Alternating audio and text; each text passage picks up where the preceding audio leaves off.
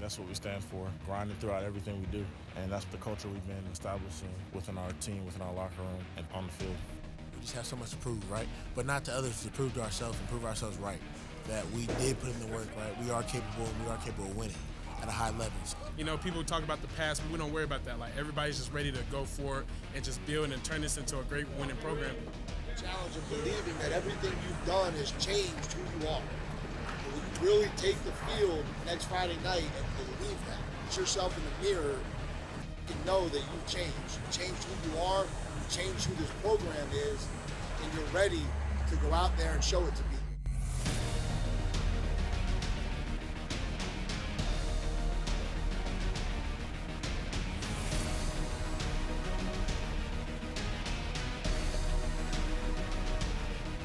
Same mentality that we are winning this year, not trying to win, we are winning this year. Guys, you gotta dig and dig and dig, and sometimes it's like there ain't no light at the end of the tunnel, and that's fine. We're gonna make our own light if we have to. You know how much work we put in? 4:40, wake up, 6 a.m. rise, for what? For right now, out physical them, more than they want to do. Every snap we dominate, time to lock the gate.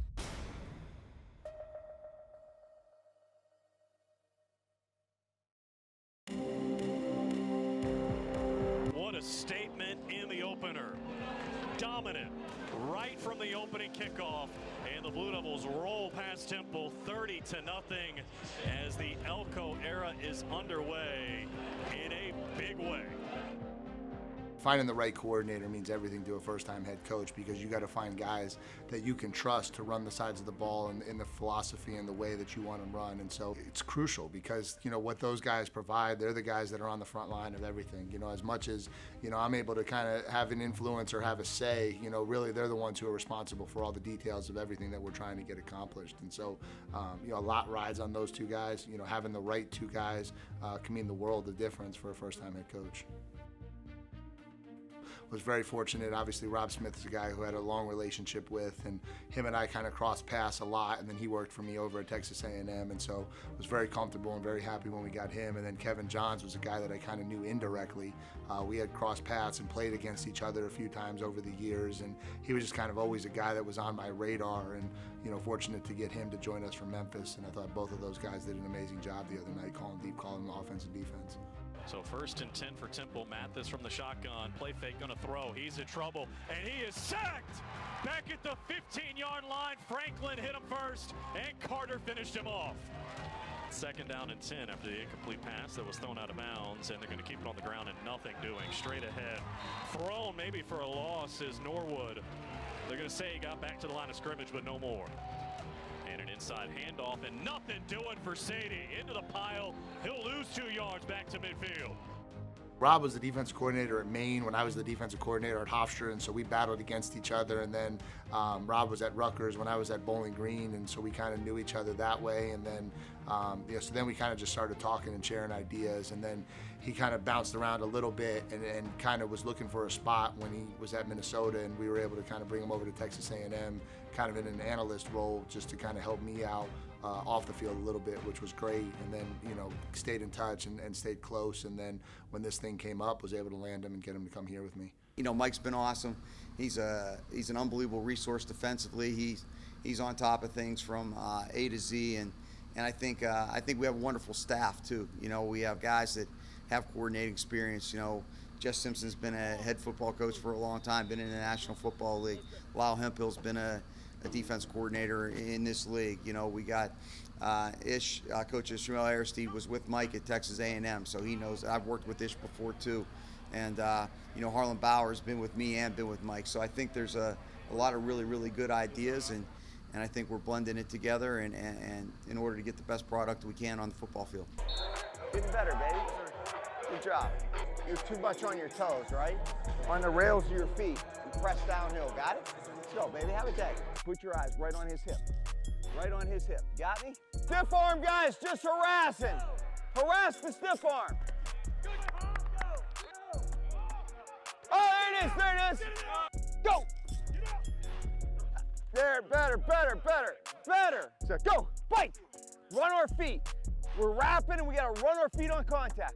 There it is. Run our feet on contact. Back up top. We ready over here? Burner Saeed. Better, better, better, better. Wide and quick and in the contact zone. Go. Downhill. Straight. Straight.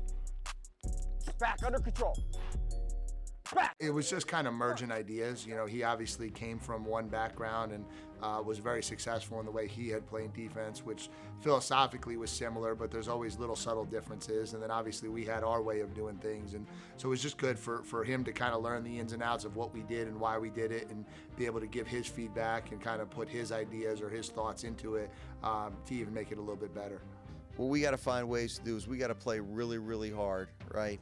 And then when we do that, also play really smart. We got to limit our mental, our missed assignments. We got to, we have to execute our system, right? To get this thing really to the next level, we got to execute, and we're striving for perfection. If we fall short of that, which we will, hopefully there's a little higher bar in there somewhere around excellence. But we're a long ways from that. But that's what our goal is. We want to go out and we got to be able to execute our system on every snap. We want to be fast. We want to be physical. We want to play with tremendous effort as we fly around. We want to attack the football. We really want to just put pressure on offense. I think that's something that's really important to us. In this day and age where tempo and offense seems to be dictating the pace of the game, we just want to be able to kind of dictate to them, what they can do. And that's something that we've always tried to do and make them play a little bit left-handed. Duke All Access is brought to you by Gatorade and our commitment to fuel tomorrow. By Continental Tire, the smart choice in tires. And by Coke Zero Sugar. With zero sugar and refreshingly delicious, is Coca-Cola Zero Sugar the best Coke ever? Find out for yourself.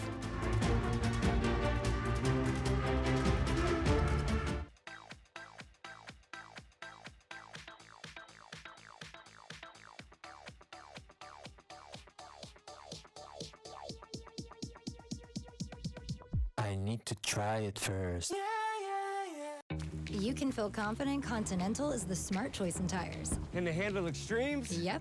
Tested from the Texas desert to near the Arctic Circle. Really? Really. Anything for the guy who finds that one pothole? Yeah, road hazard coverage has your back. For real? Absolutely. Were they made by like a bajillion engineers? Well, closer to 100. Continental. Welcome to the smart choice in tires. A big bow box says a lot about a person. Like they have a mighty hunger, a powerful thirst, and take tailgating very seriously. Game day and beyond, grab a football-ready big bow box. Behind every adventure is the road that got you there. Behind every passion are the tools that make it happen. And behind every Ford truck and SUV is a Carolina Ford dealer going the extra mile, finding the vehicle you're looking for. It's our commitment to your journey. That's what it means to be True Blue. New inventory is arriving daily. For great offers on a new Ford truck or SUV, go to buyfordnow.com or see your Carolina Ford dealer today. Using a Theragun is my favorite thing to do in between practice and lift and also after practice. It's kind of an all-in-one tool and it's super quiet and extremely powerful. It helps me recover exponentially faster.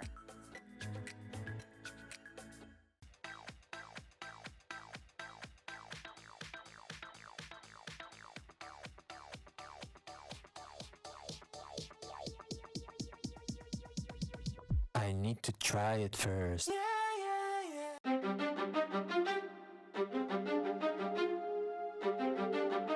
Ready. Looks like they're going to go for it. They will. Here's the snap. Look at the left. Fires into the flat.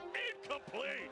Oh, what a hit by Hayward. They were trying to find Hubbard out of the backfield, and Hayward said, not on my watch. Yeah, they tried to sneak the running back out, and perfect work by your captain at linebacker.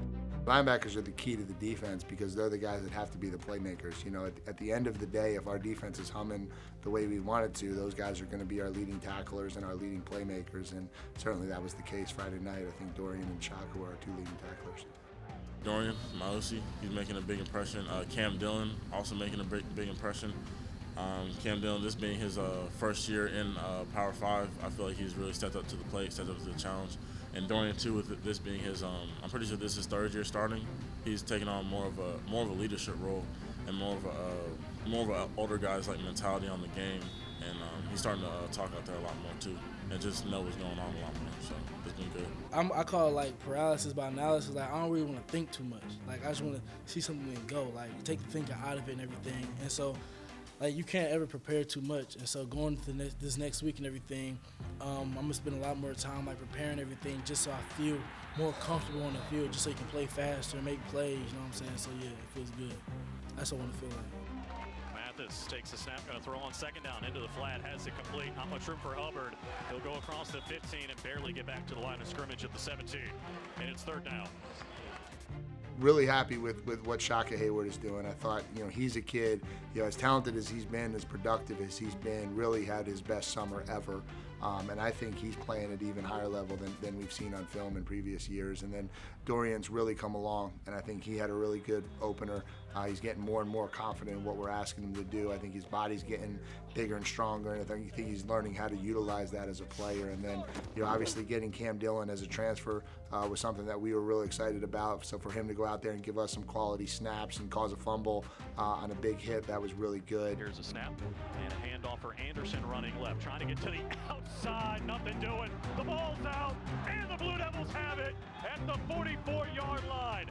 Dillon lowered the boom, and the Blue Devils have the football.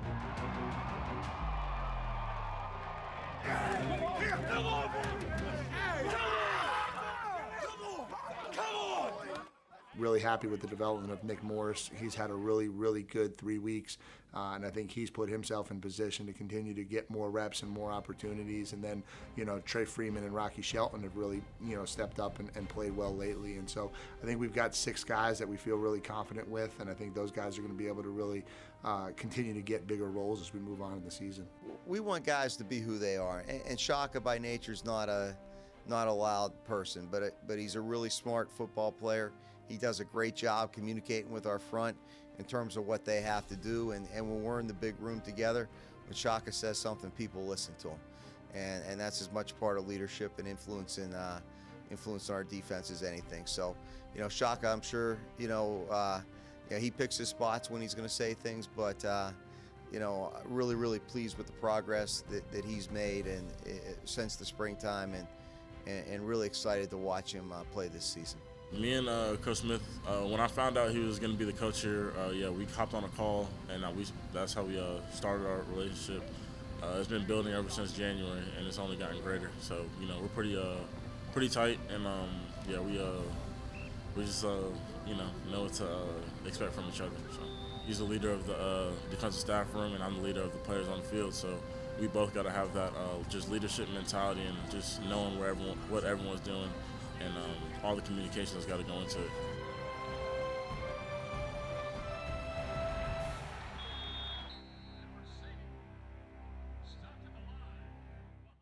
People have trusted Reed's Jewelers with their life's moments since 1946. That's because we're family-owned. We treat everyone who walks through our doors or visits our website as a part of our family. We have a beautiful selection of jewelry and watches for any occasion. We offer free shipping and returns, as well as multiple payment options to make sure you find the perfect gift. See why people have trusted Reed's Jewelers to celebrate their life's moments for over 75 years.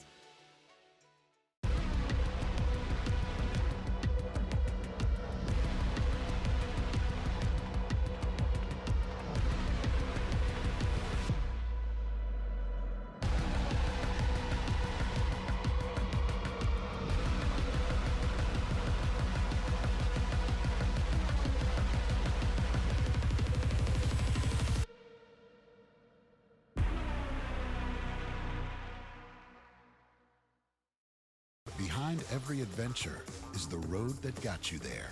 Behind every passion are the tools that make it happen. And behind every Ford truck and SUV is a Carolina Ford dealer going the extra mile, finding the vehicle you're looking for. It's our commitment to your journey. That's what it means to be true blue. New inventory is arriving daily. For great offers on a new Ford truck or SUV, go to buyfordnow.com or see your Carolina Ford dealer today.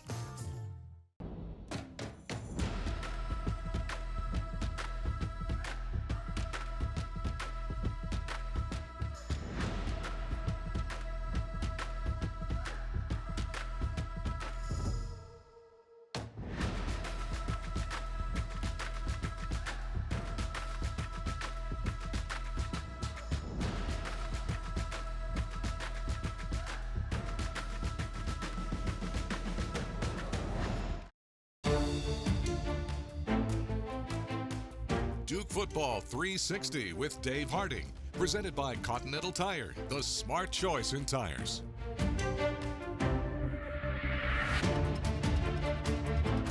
The Duke defense got off to a hot start this season, allowed 0 points to Temple in the first game, shut them out. That doesn't happen very often in college football. And in fact, the last time it happened at Duke was all the way back in 2015 against North Carolina Central. And you have to look even further back, 1989, the last time the Blue Devils did it against a Division I foe, and that was against North Carolina. A lot of factors have to come together to have that kind of success. We're going to look today at what came together for the Blue Devil defense against Temple in the opening game. The first thing is important to start fast. You need to assert your dominance and show the other team that you're ready to play. It's going to be a long day for them. Temple gets off to what looks to be a good start. They got a receiver in motion that gets the football, trying to get the ball to the outside. When you pause it right here, receiver here has the football. All these defenders are kind of passed by, so you're looking at what takes place up here. A receiver running the corner off. You've got a linebacker in Dorian Mausi that looks to be engaged with a tight end. A running back kind of one-on-one with as a lead blocker against a safety. And those are the recipes typically for a really good play. But take a look at Mausi. Take a look at Jalen Stinson, the safety, running through contact, evading blockers, and finishing through the point of attack. Here he is, Mausi.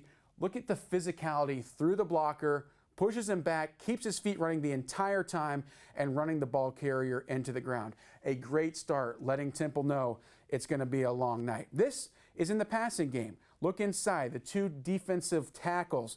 You've got Jamion Franklin, 55, Dwayne Carter, number 90. Look at these big boys work against the offensive linemen. A thing of beauty. Jamion Franklin gets his center to open his shoulder, a soft shoulder there with a rip move, and gets into the lap of the quarterback. And Dwayne Carter just kind of bench pressing, using his power in the bull rush to push the guard all the way back, creating havoc in the backfield. Negative yardage plays and a sack certainly help stymie drives on offense and create that and keep that 0 on the scoreboard. This is a good example of operating and executing at a high level on a critical down. This is a 4th down attempt by Temple. They're trying to get the ball past the 50-yard line to keep the drive alive. And they've actually got a pretty good concept here set up. 2 receivers to the top of the field. They're going to be running routes that break inward to pick off some of these defenders as they send the running back into the flat. The man-to-man defender here, Shaka Hayward, kind of has some trouble to work around to keep with his target in the running back and does a very good job of understanding his problems. He's got an alignment issue just because the running back starts outside, and then he knows he's got to get deep because there's 2 receivers to his right. Here he is, 2 receivers to his right that he's got to work around and get to a point before the ball gets there. And you see his expertise. This is an upperclassman in Shaka Hayward, knowing sometimes you just got to play the hands of the intended receiver to break the ball loose, forcing a turnover on down. Speaking of turnovers, Cam Dillon coming away with one here. Temple is driving the ball. This is their 2nd best drive of the day. They're having some success. An opportunity to move into the Blue Devil side of the field. Cam Dillon, the linebacker, has different ideas. This comes back to physicality, willing yourself to the football, trying to knock it out. You never know when that play is going to happen, but getting the ball on the ground and a defender for the Blue Devils jumping on top of it, taking the opportunity to score away. This night, a night that everybody on the Duke roster will not forget anytime soon. It's showtime, it's your time. It's game time, it's go time. You got one shot at a gold mine. It's showtime. Snap again, a little bit high. Burmeister wants to throw. They've got a screen set up, but it's batted up into the air and intercepted. R.J. Oman inside the 15 and down to the 12-yard line. Fry got a hand on it, and Oman picked it off. Last year was a big year for me, you know, coming off from my first year as a starter. But I think I can do even greater things this year. You know, obviously it was hard last year when you're not winning too many games, or when you're not really doing well overall as a team. But I think now, you know, with the new coaching staff, the new scheme, I think everyone's bought in and everyone believes that we'll taking things to new heights this year. I think that with the elevation of the team and our success, also comes with, you know, me being able to have more opportunities in the pass rush game, and I know that's going to, you know, open up a lot of things, you know, versus for our run defense, as well as, you know, helping the guys in the back end in coverage. So I'm looking forward to helping them. He's a kid that's got tremendous upside. I think he can rush the passer, which is where the whole conversation starts when you're trying to evaluate a defensive end, is does he have pass rush ability? I think he's, you know, learning how to play the game at a higher clip. I think he's learning how to be more physical. He's learning how to play the run a little bit better. And I just think he's a kid that's really hungry to improve every time he comes out there. A huge part of my offseason has been, you know, just getting that work in with Coach Feely. I think my strength kind of dwindled towards the end of the season last year. My weight kind of started going down, so definitely putting that work in the weight room with my teammates, and definitely like seeing the improvements in my body has helped a lot. And also just personally, just perfecting, you know, trying to perfect my craft in the pass rush game has been something that's been really important to me, becoming more versatile and things I'm doing off the edge. So those have both been really crucial for my development. You got to be able to get pass rush with, you know, with the 4 down, right?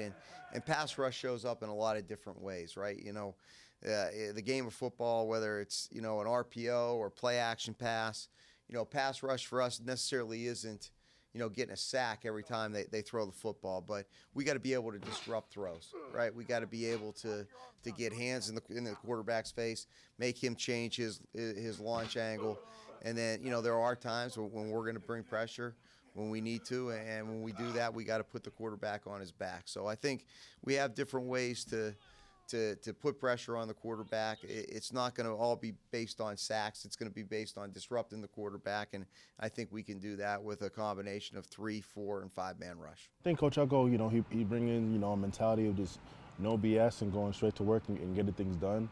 You know, obviously coming off a rough season, it's really hard to, you know, bring your guys out of the mentality of, you know, having another year of lack of success, you know, after the last few years. But I think Coach Elko's, you know, brought in a clean slate and gave us the mentality that, you know, we're completely capable, and, you know, the part of grind that's now, when he talks about being in the now and, you know, being able to be successful as much as we can in this moment and not, you know, wait until next year, or, you know, waiting to slowly build things up, and knowing that, you know, the development and the change of this program is going to come immediately in order to elevate ourselves. And I think everyone's bought into that, and hopefully it will do well this year because of that. 25-yard line, Pickett to throw, 4-man rush. Here comes Oben off the edge, chasing him from behind. He got him, and the ball's out. And the Blue Devils have it at the 24-yard line. R.J. Oben off the edge, picks up his 4th sack of the season, and he's fired up as well. First, R.J. is a good guy. He's a great guy, and he's a hard worker, and he's very talented as a pass rusher, which I'm sure you know. So, I mean, I'm excited to see where he goes. He's worked very hard in the offseason, going to train, different things. He's just very focused on his craft, so I'm excited to see what happens this year. So my major is economics with a minor in African American studies. And honestly, ever since I was younger, I always, you know, was curious about, you know, the business side of the world. And I knew that was, you know, I live from New Jersey, so, you know, being close to New York and hearing about Wall Street has always been something that, you know, intrigued me. And, you know, getting to learn more about that through this university is definitely, you know, piqued my interest a lot more. And, you know, I've been able to get my Bloomberg certification a couple months ago over the summer. So that's definitely put me in the right direction. And I know that, you know, football is not going to last forever, but, you know, definitely setting my sights to, you know, corporate America in that world. So.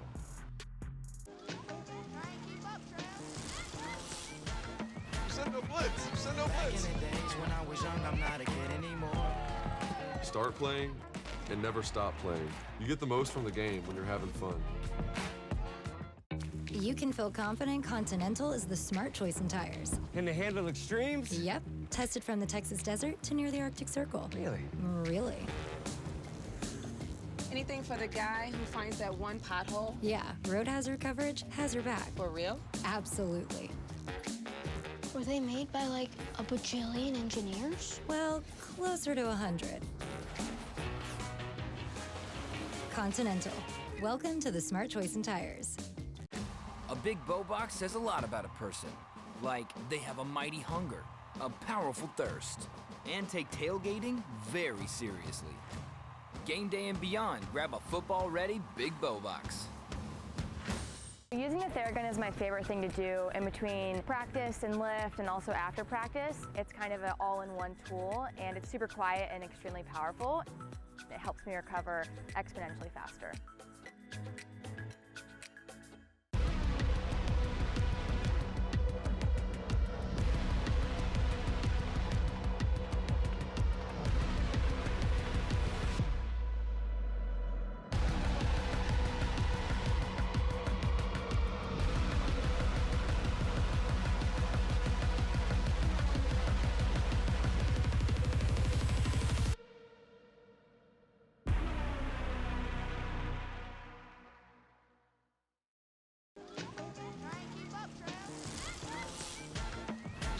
blitz. You said no blitz. When I was young, I'm not a kid anymore.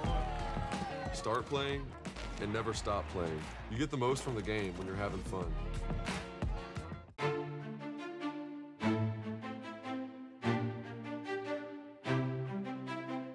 It's a situation I've found myself in a lot over the years of being a new influence on a defense that maybe didn't have a tremendous amount of success the year before. And so it starts with trying to evaluate the talent and figure out, what are the skill sets, what do they do well, and then really try to build a scheme around them. I think if people put on the scheme, they would see a really blended mesh of what Rob did at Rutgers, what we did at Texas A&M, but really what fits our players and our personnel. And that's something we tried really hard to do coming out of spring ball, was come up with something that we felt like our kids could execute at a high level. And I think, we had good results, and we just got to continue them. My influences have really come from the offensive side of the ball, and so I think as a defensive coordinator, I've always seen it kind of different. Working for Dave Clawson for as long as I did, and he was obviously an offensive coordinator, and then Brian Kelly was an offensive coordinator, and then Jimbo Fisher was an offensive coordinator. It was just kind of, I learned the defense through the eyes of the offense, and so I think I had a different perspective on how to play defense and attack offenses, because that's the background I had in it. I hope when people put on our film, they say, oh my gosh, these guys play so hard.